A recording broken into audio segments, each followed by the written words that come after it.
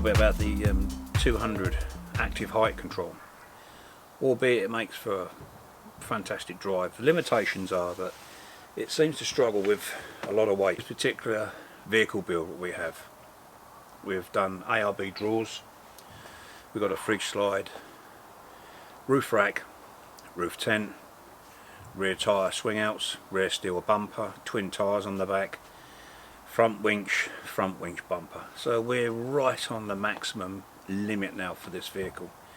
And as much as I love the Toyota brand, I've got to say that the active height has now starting to get to its limit where it will lift it on a regular basis, but certainly I've noticed it once or twice. It just struggles to lift the car to its high limit.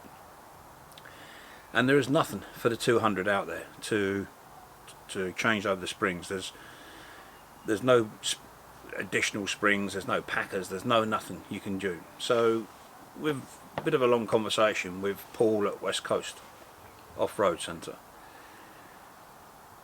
it would be a good idea to try the 100 series rear springs into the 200 series. So Terrain Tamer make a active height control spring with additional weight loading for the 100 series, but nobody does it for the 2 at the moment.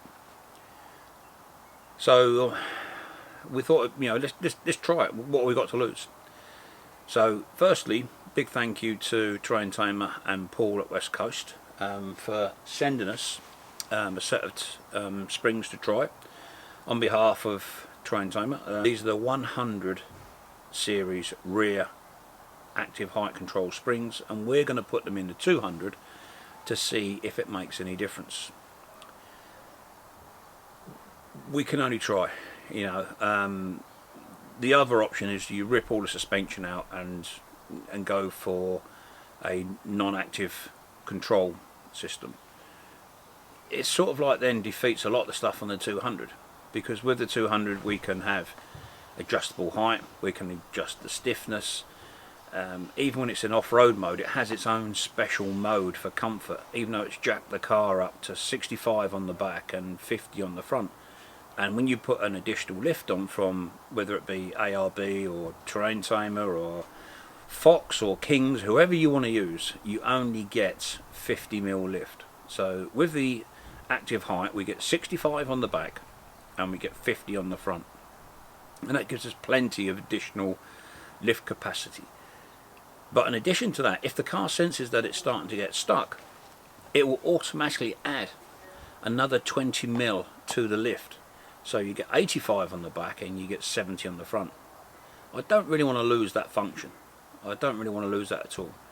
And it's nice the fact that we can get it home, we can get into the car parks in the multi-story, because we can just put it on its low setting, we can drop the car down.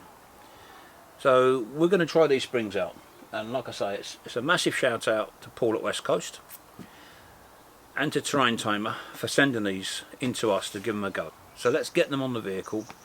We'll go through the process of what we've used, what we don't use, and I'll give you a full list of tools, what we've used to change this over on the 200 series. And if it works, then happy days, guys. You know, we've managed to do something which hasn't really been achieved at the moment. So let's give it a go.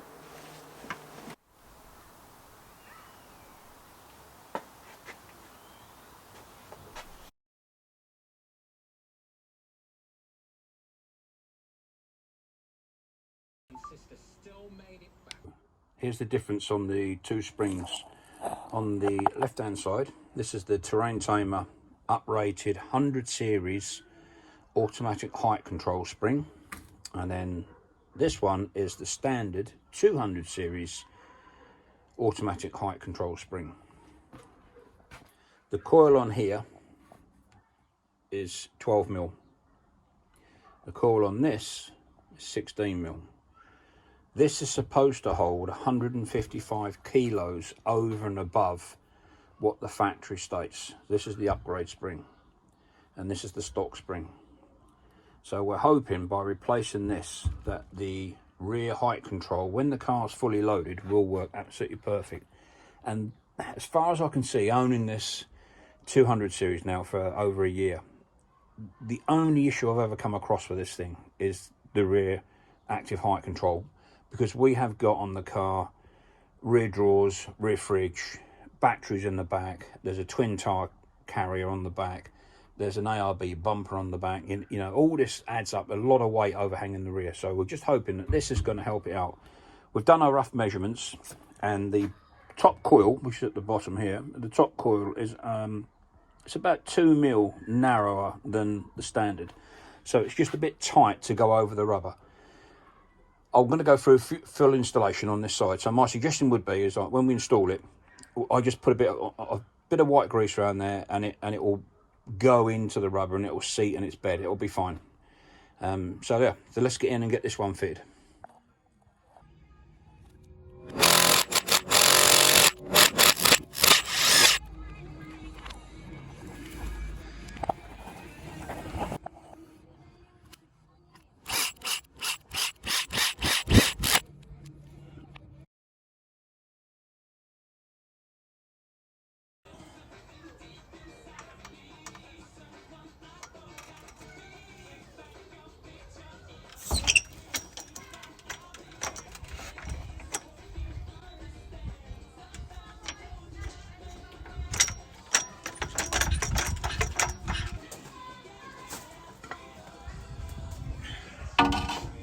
Shot off this bracket.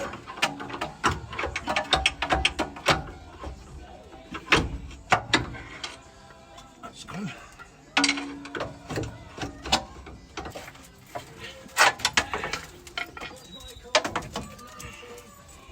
It was called Freedom 90 to differentiate from the WAM.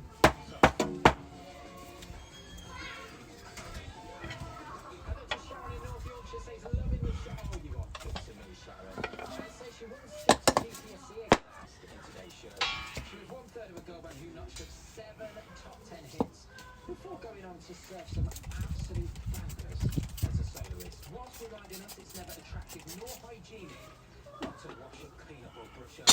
Let's say, let me clear my throat. Enter Alicia Dixon! All morning. You sounded so much better now. I sounded like you before the single. Then I just went to pieces in front. How are you? I'm really good, thanks, darling. Nice to hear your voice. Thread lock on the bolt.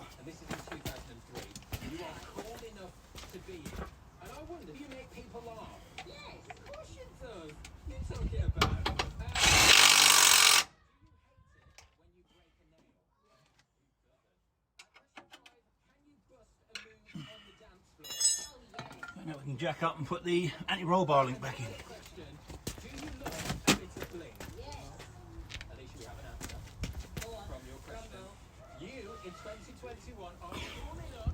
In shock mount is back in again at the bottom. New springs are in. We'll get the wheel on now, and we'll just see how it works with both the springs in. Really impressed. Nice that this is a little add-on for anybody who wants to turn a automatic height control in with a slightly better lift.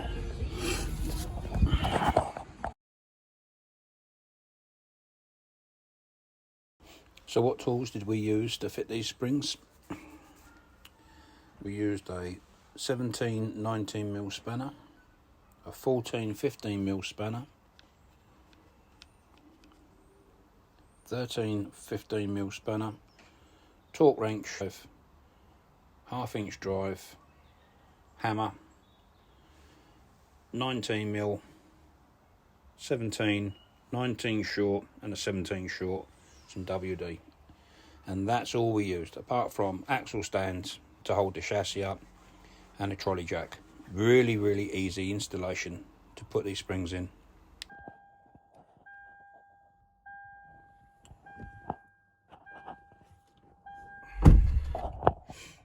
Let's give these new springs a try out. So we've